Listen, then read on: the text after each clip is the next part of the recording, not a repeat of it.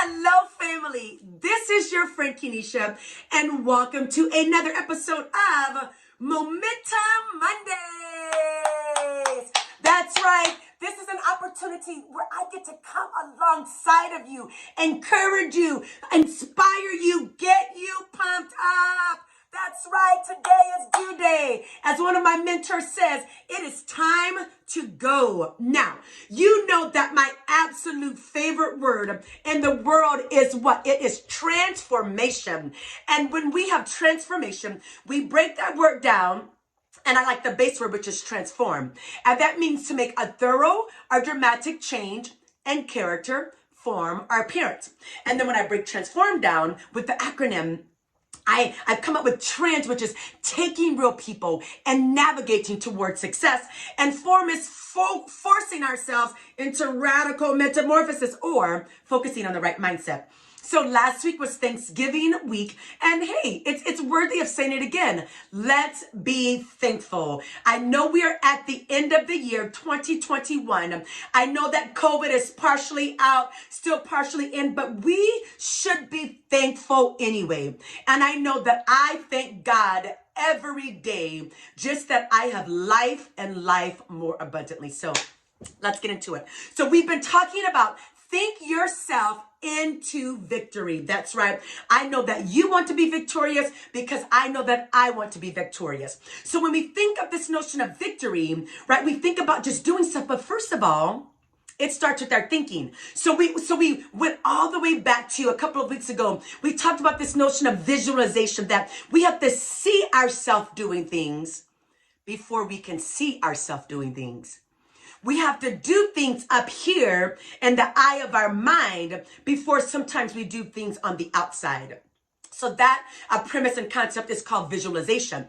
And then we talked about also association, that who is it that we're hanging around? Who are we linking up with? Who are we partnering with? If you really want to be successful, we have to intentionally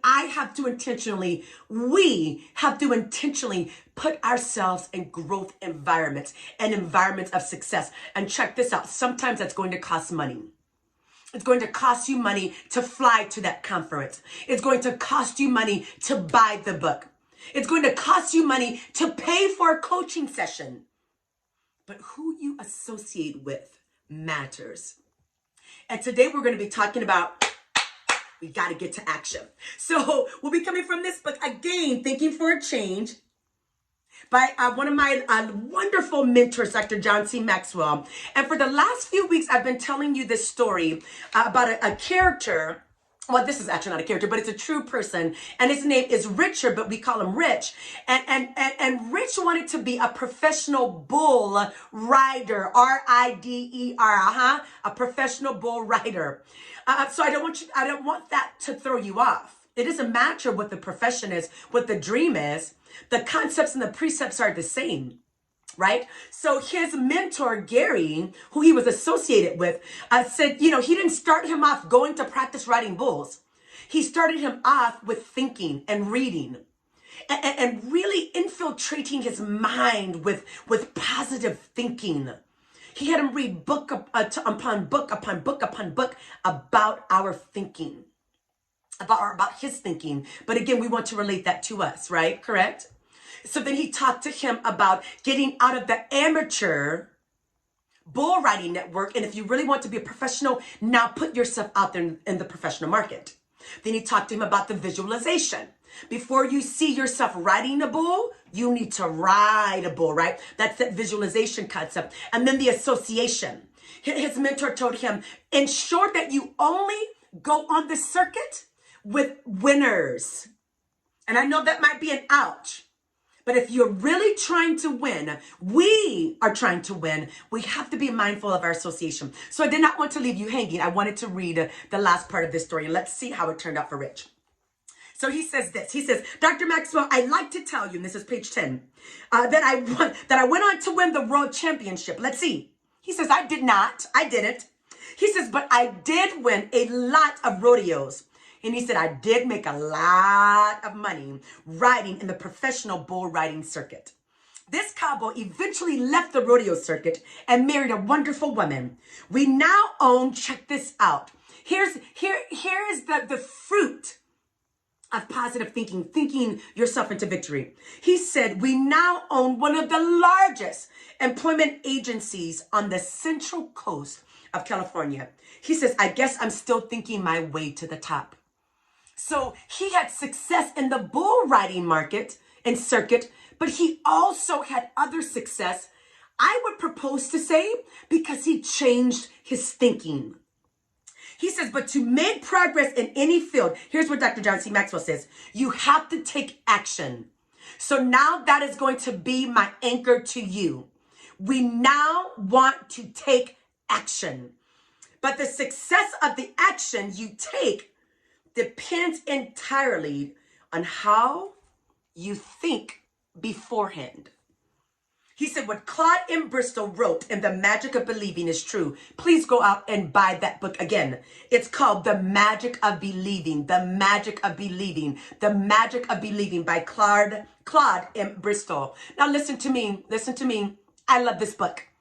You eat the meat and spit out the bones. That's all I'm going to say about that. But it's an excellent book. For those who can hear what I'm saying. And here's what Claude says in this book. The successful people in industry have succeeded through their thinking. The successful people in industry have succeeded through their thinking. Their hands, their actions were helpers to their brains.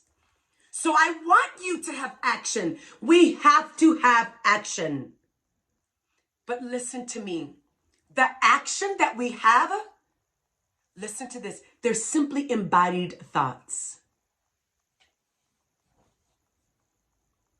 Whatever you see me doing, whatever you see me producing, it was a thought first.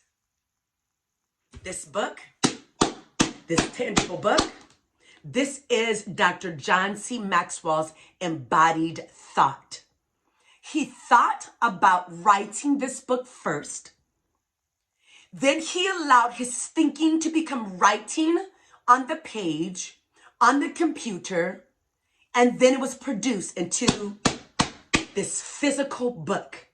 This book is Dr. John C. Maxwell's embodied thoughts, or his embodied thinking. Now, those of you who know me know that I love lip tap, but I specifically love baby lips. This little stool, probably not the right word for it, but that's what it's going to be for today. This little stool of baby lips was somebody's embodied thought. Think about that. Everything that we see was produced by a thought first. This pen, I'm starting to get into nice pens. Well, this isn't a nice one, but I'm starting to get into them. This pen is an embodied thought. So I want you to ensure that you are intentional. Think yourself into victory so that in a couple of months, in a year, we're going to walk around and see your embodied thought. But first, you must think yourself into victory, and then I want you to move over into action. You know I care about you. This is your friend, Dr. Kenesha. I love you fiercely. Have a great day, have a great week, and go out there and think for a change. Have a great day.